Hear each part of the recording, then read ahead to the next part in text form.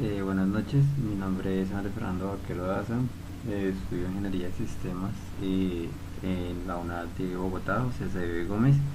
Ahí aparece mi número del grupo en el que pertenezco y mi correo electrónico. Acá está mi cédula como testigo de que sí soy yo.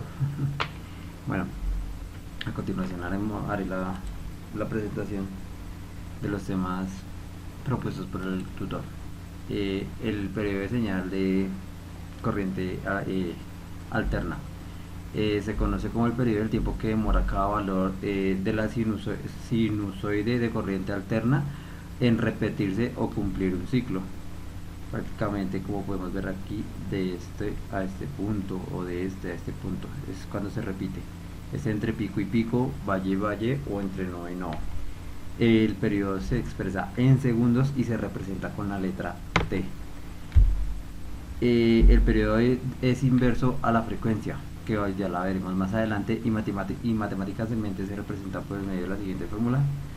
T es igual a 1 sobre la frecuencia. Pues ya cuando tengamos la frecuencia, pues podemos saber el, el, el periodo de la señal. La frecuencia, como ya lo mencionamos anteriormente, constituye un fenómeno físico que se repite de manera cíclica un número determinado de veces durante un segundo de tiempo y puede albergar unos hasta millones de ciclos por segundo. Esto se mide en hertz. En la ilustración que podemos ver en esta primera de la mano izquierda, podemos ver una onda de corriente con una frecuencia de un ciclo por segundo normal, y en esta podemos ver la misma onda pero con 5 ciclos por segundo. Entonces acá podemos ver que son un ciclo o un hertz, o acá son 5 ciclos o 5 hertz. Como lo mencionamos anteriormente, pues es inverso al anterior. Entonces tenemos que la frecuencia es igual a 1 sobre T. Dice que la frecuencia se representa con la letra F y su unidad de medida es el ciclo por segundo o hertz. Los múltiplos más generalmente empleados para esto son el kilohertz, que son 10 sobre 3 hertz o 1000 hertz, el megahertz, que es 10 sobre 6 hertz, un millón de hertz, o el gigahertz. La amplitud de onda es el valor máximo tanto positivo como negativo que pueda adquirir sinusoide de una señal de corriente alterna. El valor máximo positivo que toma la amplitud de una onda se conoce como pico o cresta, que es esta que está acá. Este es el mayor, el más alto. Normalmente sabemos que siempre tiene que estar en positivo, y cuando ya baja al punto negativo se llama vientre o valle.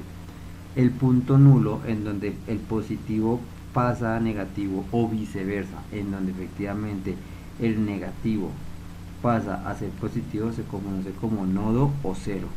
Es un punto cero o un punto nodo de la amplitud de onda. La fase. Cuando los picos del voltaje de la corriente no ocurren al mismo tiempo, la fracción de la diferencia de periodo entre estos picos se le conoce como la diferencia de base. La diferencia, recordemos que es menor o igual a 90 grados. La fase es positiva cuando se acostumbra a usar el ángulo por el que el voltaje adelanta la corriente, pero la fase negativa para los ciclos capacitivos, puesto que la corriente adelanta el voltaje. Aquí es al contrario.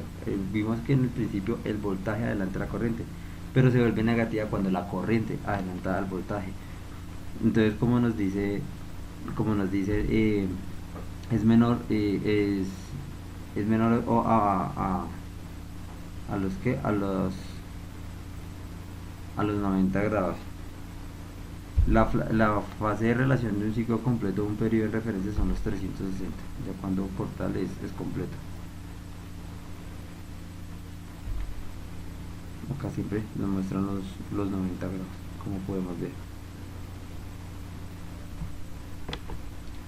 El valor medio se llama valor medio de una corriente alterna a la medida aritmética de todos los valores instantáneos de tensión medios en cierto tiempo. En una corriente alterna sinusoidal, el valor medio durante un periodo es nulo, es decir que los valores de compensativos son 0. pero en cambio durante el periodo de valor ¿qué? Es con esta fórmula, Bm es igual a 2b0 sobre pi, siendo el valor 0 el valor máximo. O sea, prácticamente es esto. Cuando ya sube, cuando acá vemos que nuestra señal llega al máximo, ese es el valor 0 que podemos hacer acá para poder sacar el valor medio. Este es el medio periodo, este es un medio periodo. Ya cuando está negativo, pues es un periodo entero, ya se mira igual que este valor sea exactamente igual al de acá. El valor eficaz o RMS es el valor de una corriente que produce la misma disipación de calor que una corriente continua de la misma magnitud. Es el valor de voltaje de corriente alterna que produce el mismo efecto de disipación de calor, que es equivalente de voltaje o una corriente directa. Tenemos que saber que acá lo podemos medir en el máximo, que es el pico, o en un valor promedio. Entonces acá son algunas de las tablas que se recomiendan para poder encontrar los valores. Entonces digamos, si nosotros queremos encontrar el valor máximo, tenemos que saber cuál es el RMS, sería 0.77 por el valor pico, o si queremos un promedio, pues sería 0.76 por el valor pico. Entonces ya ahí tenemos que jugar con las diferentes fórmulas y con los diferentes datos que se nos dan.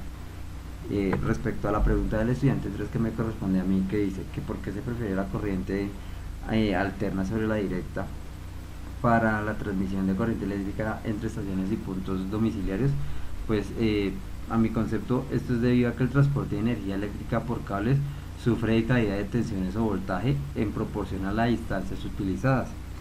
Y cabe destacar que los transformadores que se utilizan normalmente en la ciudad y que son para uso domiciliario, para subir este tipo de voltajes o para no sufrir este tipo de picos, casi todas sus funcionalidades son sobre corriente alterna.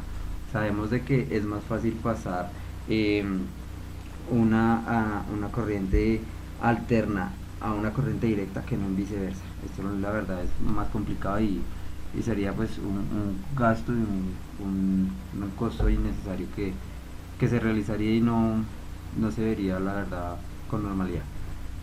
Agradezco la atención prestada y espero haya servido de mucho la información brindada. Hasta luego.